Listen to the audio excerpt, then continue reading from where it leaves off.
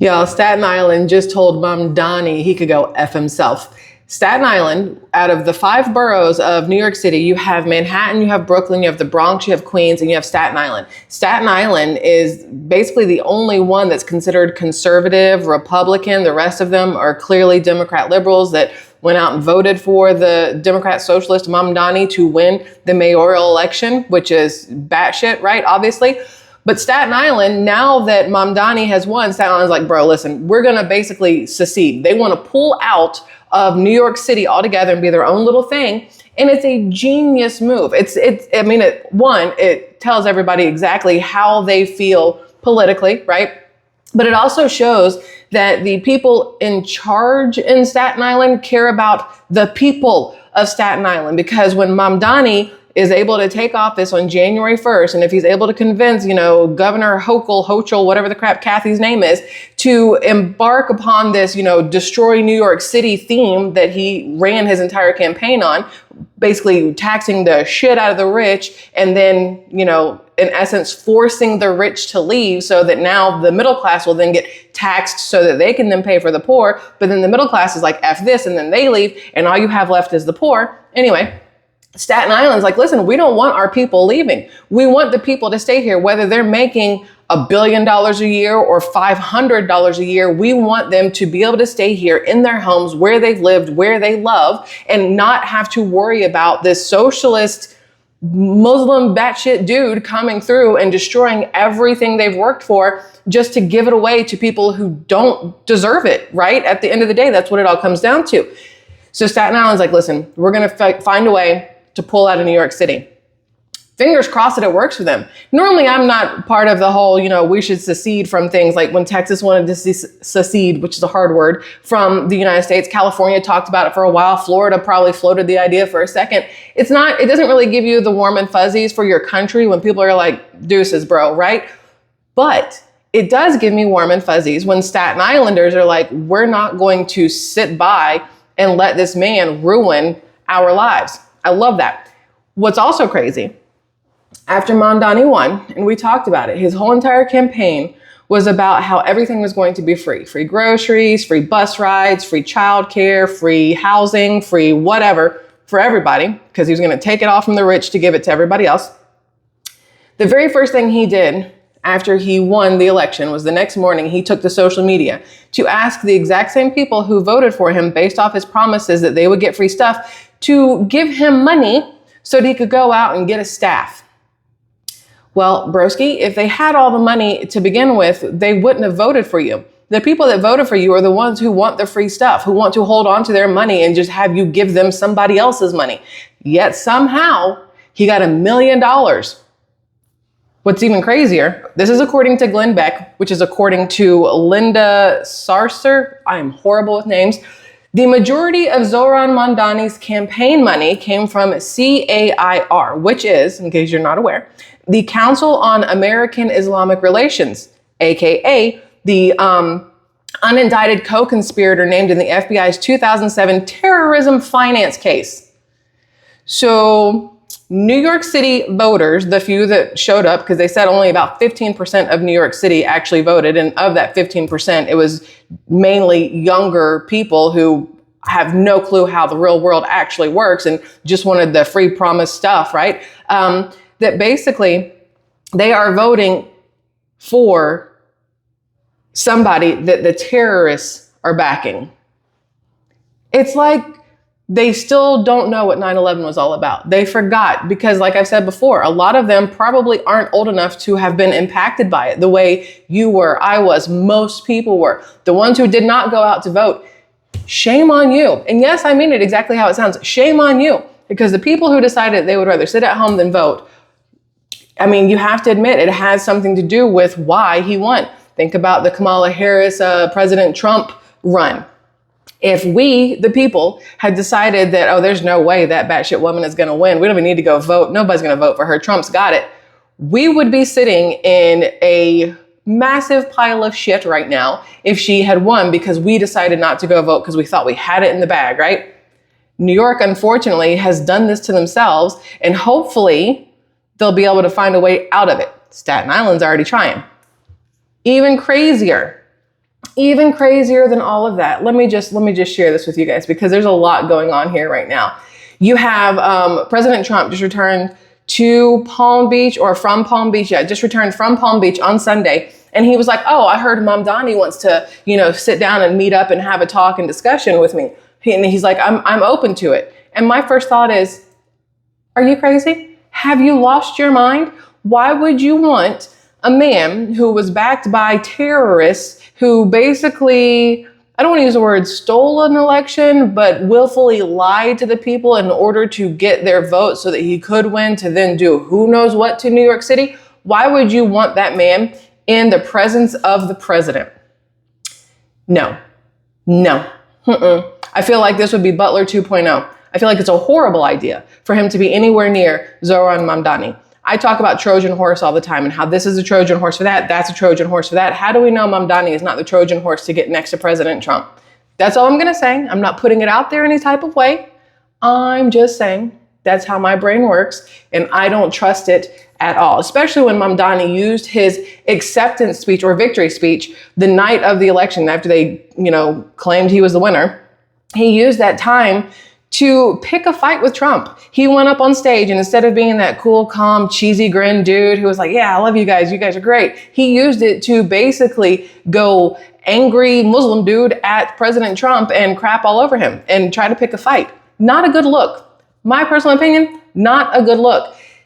Then, y'all, today, I just want you to know, I have so many tabs open here. Today happens to be, which I did not know this was a thing. Maybe it's new, or I've been living under a rock. But today is National Hijab. I still don't know how to say the word. Hijab. The head covering thing. It's National Hijab Day. The fuck do we have a National Hijab Day for? Why is that a thing? Is there a National Cross Day? Is there a National Burqa Day? I don't know. What are we? Anyway. But this is where it gets crazy. The New York Police Department held a meeting, I don't even know what you want to call this kind of thing, where they were showing women of New York City how to put one of these on. Quick question for you. If you happen to already be of that faith or whatever, you know how to do this. Why are you trying to teach New York City women how to put this on? So New York City Police Department is educating the public on how to properly wear a hijab, whatever. Then you put it over and over and around your face, is what she says. Why is the New York Police Department helping to promote Sharia law? Because this is part of Sharia law, where you have to have your hair covered, your skin covered, your head covered, all these different things. Why is that what's going on? And the people there are allowing it to happen and laughing and smiling and thinking it's great, not realizing this is just another step towards the total takeover. Then you want to talk about that. Texas, bless them. They are not doing great in Texas right now, because, let me pull this one up. This is Texas. This was a Muslim gathering in Irving, Texas, is a city in Texas where 2 Sharia law courts are operating, already ruling on over 300 cases. And then this is what's going on. This is Irving, Texas. This is a Sharia Muslim takeover, whatever you want to call it. Okay, you're thinking to yourself, well, that's the city, that's what they voted for, that's what they're allowing. But wait, these are mosques that have popped up, they're saying, in the last 48 hours in Texas alone. In the last 48 hours, that many mosques have popped up. I will go ahead and give you grain of salt with that one. A lot of times people can name something and get it on a map that's not truly there. I'm not in Texas. I cannot drive around to every single one of these places and see if it's real, but it does not surprise me at all if it is. That is 48 mosques in 24 hours. Excuse me, I think I got the numbers wrong. 48 mosques in 24 hours. But wait, unfortunately, there is more. So I was talking to my husband about this yesterday. We were having a conversation in the car going to pick up our daughter. And I told him, I was like, here's the downside for New York and everybody else. The people that are going to leave New York, they are going to go other places. Obviously, they're going to flee to other states. This doesn't just affect New York City, obviously. The people leaving, it doesn't mean that they're Republicans that are leaving because they don't want to be with Mamdani. It means a lot of times that they can see what's about to happen and they don't want to be there. They could still be Democrats. They could be liberal as all get out. They could be Republican, conservative, whatever. They could be anybody. But it's going to spread out and it's going to affect your housing prices. It's going to affect your property taxes. It's going to affect your ability for employment. If you have all these people moving in that are going to try to take jobs, there's a lot that this one election will affect across the board. But then you have to take into consideration that he is not the only socialist that has won an election in the last however many days, because you have the socialist Seattle mayor-elect Katie Wilson, and we've talked about her before. Her first move was to boycott Starbucks. Katie Wilson is a 43-year-old woman whose parents still pay her bills. What the fuck? Like, are you serious? My mother, it's like me expecting my mom to pay something for me. I'm a grown-ass woman. I either pay my own bills or I pay my own bills. And if I can't pay my own bills, I find a way to pay my own bills. I don't go to my mom. If I needed to, I could. But this woman just became a mayor and is still relying on her parents to pay her bills. And she's now a mayor of a city.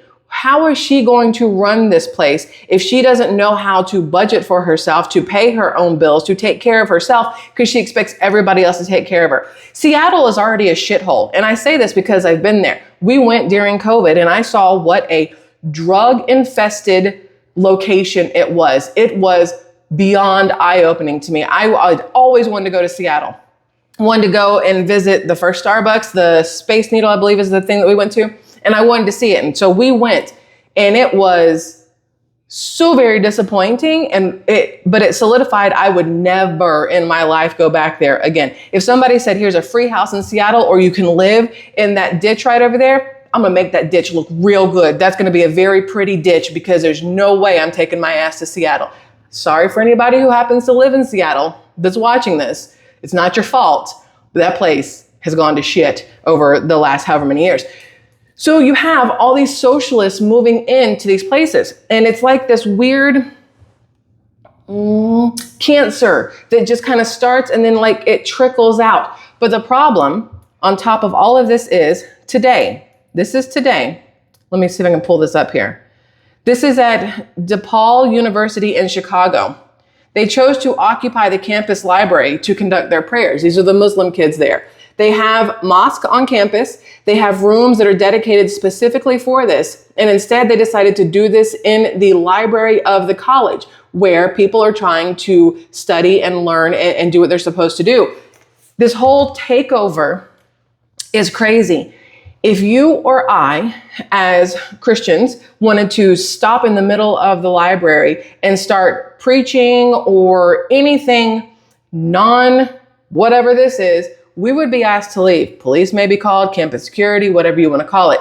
If we've seen these before. I talked to you guys about it before. New York City, in Times Square and in Central Park, where they have hundreds or thousands of people that are doing the midday prayers or whatever. They don't get told no or anything else. But if you were to go out there and try to do something large like that, you would get arrested. You would be told you had to have a permit, whether it was religious or not, whatever you're trying to do, there would be an issue. But right now, it's like the people of this country, and by the people, I mean those in charge of these locations, are too scared to do what's right and stop this shit. Like, what is this? You go in there and you tell them to get up. And if they don't get up and go where they should be going, then you call campus police or the regular police. I don't feel like it's that difficult of a thing to understand. It would not occur to me. That's like me. Listen, this is going to be a weird equivalent stretch, but to me, it makes sense. That's like if I decided that I just wanted to stop in the middle of the road and take a shit in the middle of the road. That's not where you do that, ma'am. There's a bathroom right there and a bathroom right there. They are designated spots specifically for that. And I go, yeah, no, but this is where I want to do it. And then I expect you to just let it happen and there be no consequences. This is the exact same thing. You have a prayer room here. You have a prayer room here. You have a whole ass mosque right there. And you decide that this is where you want to do this because you don't care about anybody but yourself. That's what it comes down to. Not okay with that. If you know that you have to forehead to ground a certain time every single day, you need to do your day around that so that you're in the right place to allow that to happen. This is not it. Anyway, I don't care how I sound when I say that, just so we're all fully aware, because hello, this is the problem. There's too many people allowing, and I'm going to use the word outsiders because that's what it is, to come in and take over and change things to their liking. And we've talked about this before. If I were to move to another country, I'm expected to assimilate to their country. I'm not expected to go there and try to change them to what it is that I want and I like and I'm used to. That's not how it works at all. Yet here, for some reason, in this good old United States of America, we let it happen on a daily basis, little town by little town, school by school, college by college, until the next thing you know, you have a Democrat, socialist, Muslim mayor in New York City. So there's that. I did see a thing somewhere that said that Mamdani said the first thing he was going to do was make it so that the public school kids had to learn Arabic, numbers and letters. I've researched the shit out of that and I cannot find where it's true, but it doesn't mean it won't happen. That's one of those things where if he plans on doing it, he would not say so ahead of time. There are certain things that I think would have been a deal breaker, weirdly, since for some reason him just being who he is wasn't the deal breaker or whatever. But I think those kind of things, people would have been like, oh, wait, no. I don't like how this sounds. But anything is possible once he gets on January 1st. I also saw a video that they said that the Macy's Day Parade was canceled this year because Mamdani wanted to charge them. So I don't remember how it said, charge them for something. And Macy's was like, well, that means we would have to charge people to stand on the side of the road to watch this. So it'd be the first time in, I think, 150 years that they would have to cancel the Macy's Day Parade. Also not true. And I want you guys to know this. There's a lot going on right now on social media that is designed to incite like severe anger and violence based off of the fact that he is who he is and what he represents and what he's about to do to New York City. So there are posts that are being put out to incite that anger and violence. And I just want to let you know, that's not true. He doesn't become mayor until January 1st. He cannot do anything until then. So that post, if you guys have seen it about the Macy's Day Parade being canceled, it's not real. It's not true. Please don't get upset about it. And I just want you guys to know that. So when I see fake stuff, I'm going to try to share it with you so that you're aware. Because there's too much going on right now that is like hard to tell the difference between real and fake these days. Anyway, side note, ignore that pile that I forgot to move out of the way. I'm going to donate a ton of stuff because we had an apartment a little farther away from where I am, but an apartment that burned down a couple weeks ago, maybe like 2 weeks ago. And people are still trying to get supplies and stuff for themselves. And I have a ton of sweatshirts and t-shirts and pants and stuff that I'm like, okay, let's go donate stuff. So that's the pile there. But anyway, besides that, y'all, the whole Mamdani situation is just, it's crazy to me. Your campaign was funded by terrorists, plus the girl that, I mean, his staff that he has brought in, they aren't people that have like done anything before. Well, neither has he really. I know he held a position in the legislature for like a year or two, but as far as I'm concerned, he still didn't really do anything. But I saw this video earlier, and I can't show it to you because YouTube won't let me show violence or whatever. But there's this dude getting attacked in Times Square right now. Well, maybe like an hour ago. This dude getting attacked in Times Square. He's literally getting dragged. I'm watching it happen by 4 different people. They're beating the absolute shit out of him. And the police are just standing there. You know why? Because under a Mamdani reign, there's no point in the police doing their jobs. He's already said that the police need to go away. Defund the police was his whole entire thing. The police need to go away. And he wants to bring in like mental health experts because that's exactly who's going to stop this whole thing, this altercation that's happening in the middle of the road. The police in New York, Governor Ron DeSantis here in Florida was like, listen, there's no point in y'all staying there to try to keep a city safe when the mayor is doing everything he can, is going to do everything he can to make it as unsafe as humanly possible for the citizens and yourselves, right? When Mamdani says that the police don't need to respond to domestic violence calls anymore, I realized, I said, you know what? The reason he says that is because in his faith and his religion and everything, domestic violence is expected. It's expected for the husband to beat the shit out of the wife and the kids and everybody else. So of course, Mamdani doesn't want the police showing up to a domestic violence dispute, because to them, it's normal. It's not worth sending police to or using police power, right? But Ron DeSantis, he was like, hey, police officers, if you want to leave New York, I'll give you a $5,000 sign-on bonus to come here to Florida, and you can have your job. You can still be a police officer and protect and serve like you want to. In New York, there's going to be no point for the police to try to do their job. And the more police that leave, because either they're being kicked out by Mamdani and his little crew, or they are being assaulted because they know that Mamdani doesn't really believe in putting criminals in jail or in having the police do their job, those police officers are gonna be like, F this, and they're going to leave. New York City is going to become a festering shithole. And it's all because people didn't get out and vote, which is crazy to me. On top of that, the Pakistani socialist who's leading Zohran Mamdani's transition team, her name is Lina Malia Khan. She lives in a $2.5 million family home. Her corporate executive parents sent her to Yale, and now she hates capitalism, is pushing socialism on all New Yorkers. Ma'am, you are the same person that, according to Mamdani, he wants to tax the shit out of, right? So nothing really adds up.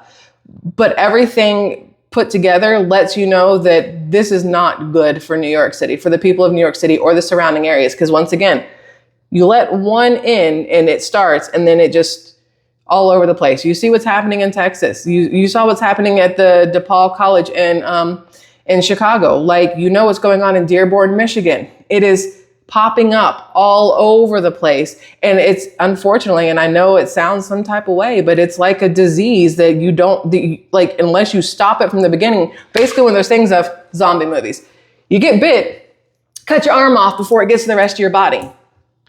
Stop this shit before it gets throughout the entire United States of America. That's your solution, right?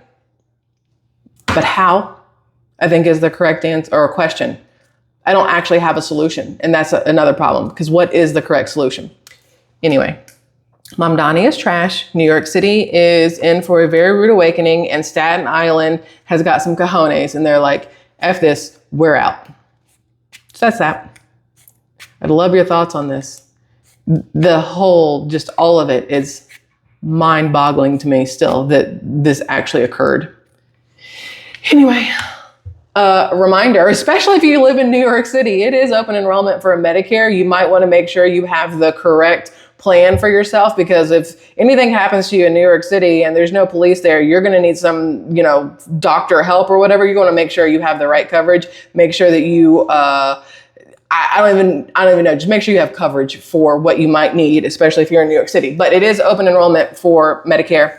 You can call the Medicare offices. You can call your own broker. I like Chapter. I've had a lot of y'all give me your positive feedback on it. My mom is called Chapter. My mother-in-law's called Chapter. I think they're absolutely amazing. A lot of people talk about them. Dave Ramsey talks about them. Charlie Kirk talked about them before, which we can't have that conversation because it's still very just whatever. And then, what's his name? Glenn Beck. A lot of people know who Chapter is. So the phone number for them, if you guys want to give them a call, is 513, wait, hold on. My brain, I get dyslexic sometimes. Let's make sure I do this right, because I don't want to mess you up. It is 513-898-3528. There we go.